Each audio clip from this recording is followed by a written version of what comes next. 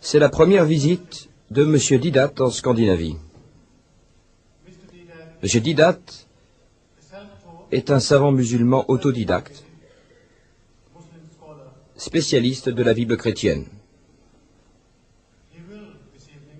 Ce soir, il va partager ses expériences avec vous. Avant de laisser la parole à la coprésidente, Sœur Maria, j'aimerais prier nos frères musulmans de se rappeler des commandements du Coran sacré, ce qui veut dire honorer vos engagements.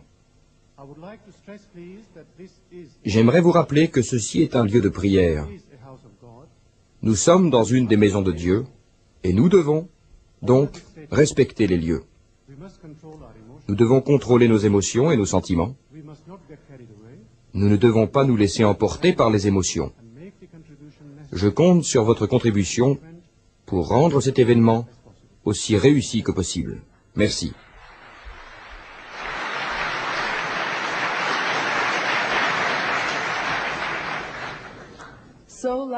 Donc, comme hier soir, j'ai le plaisir de vous accueillir au nom de Jésus-Christ dans cette église à Stockholm. Ce soir, nous aurons à peu près le même programme qu'hier soir. Cela veut dire que nous laisserons la parole à M. Stanley Sherberg pendant 50 minutes. Puis nous allons accueillir M. Didat pour parler pendant 60 minutes. Suivi par M. Sherberg pour encore 10 minutes. Après la conférence, nous laisserons un moment à votre disposition pour que vous puissiez poser vos questions. À propos du déroulement de la session de questions, nous vous informerons en temps utile. Je pense que nous sommes tous là pour apprendre et maintenant nous accueillons M. Stanley Sherberg.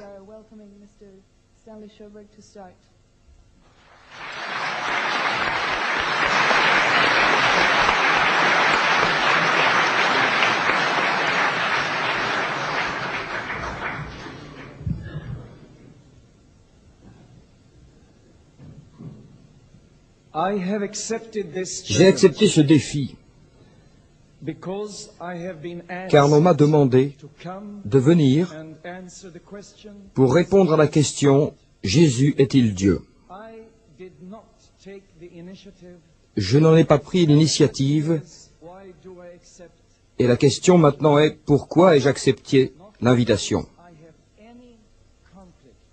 Pas parce que je suis en conflit avec les musulmans ou avec les gens des autres nations. Je pense que j'ai prouvé à travers les engagements de ma vie que j'aime les musulmans.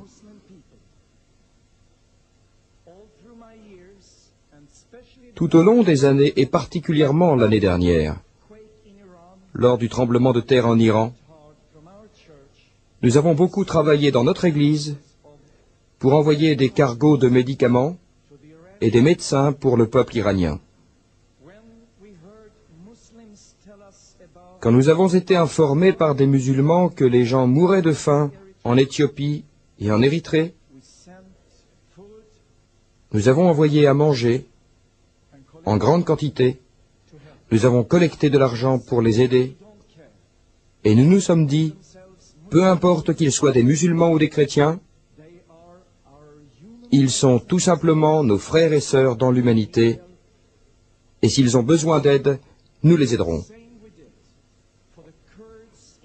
Nous avons fait la même chose pour les Kurdes en Irak et pour les réfugiés dans le désert de Jordanie.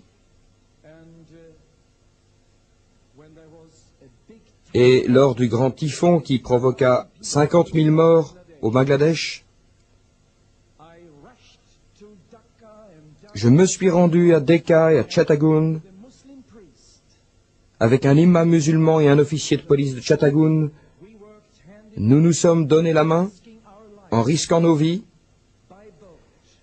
voyageant en bateau pour arriver jusqu'aux îles avec des vêtements, de la nourriture, du matériel de construction et des médicaments. parce que nous aimons les gens, spécialement quand ils ont besoin d'aide. Dans ce pays, je travaillais avec des réfugiés qui étaient musulmans, et nous ne leur avons jamais demandé s'ils voulaient devenir chrétiens.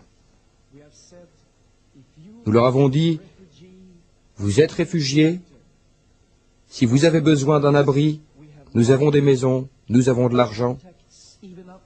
J'ai même des contacts avec des gens du gouvernement, et je vais travailler avec vous pour vous aider à trouver asile dans ce pays. Voilà comment j'ai travaillé. Et je n'ai jamais prononcé un seul mot négatif contre l'islam jusque hier.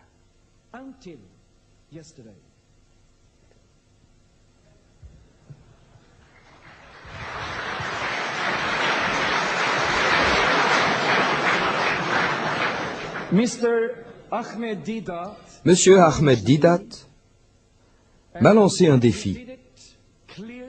Il l'a fait très clairement et très ouvertement, sans hésitation. Il m'a même insulté avec un certain sourire sur le visage.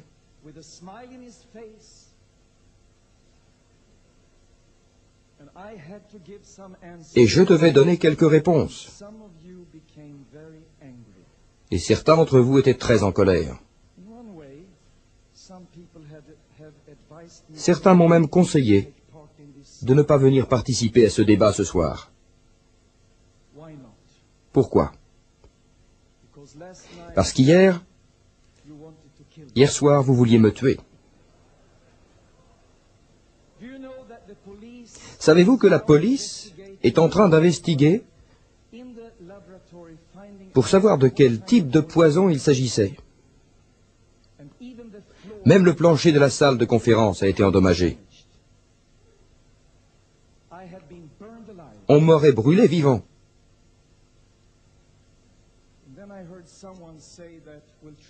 J'ai même entendu quelqu'un qui disait « Nous allons essayer autrement ».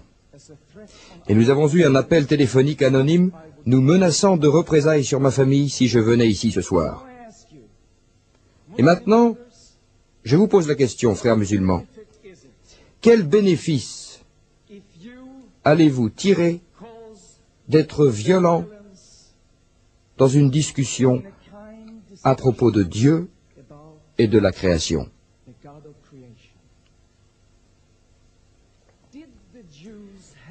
Les Juifs ont-ils tiré un bénéfice en crucifiant Jésus? Était-ce bien de le faire? Non.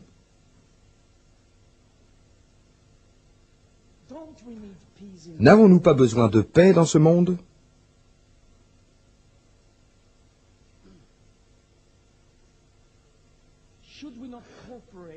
Ne devons-nous pas coopérer, tous, pour la fraternité? Ne devrions-nous pas prier dans les églises et les mosquées pour que la paix s'installe au Moyen-Orient? Ne sommes-nous pas très heureux qu'une conférence de paix se déroule actuellement à Madrid? Mais Dieu n'écoutera pas nos prières pour la paix si nous essayons de nous entretuer, simplement parce que nous ne sommes pas d'accord sur différents points de vue. Maintenant, je suis prêt à mourir, puisque j'irai chez moi au paradis. Mais j'aimerais quand même rester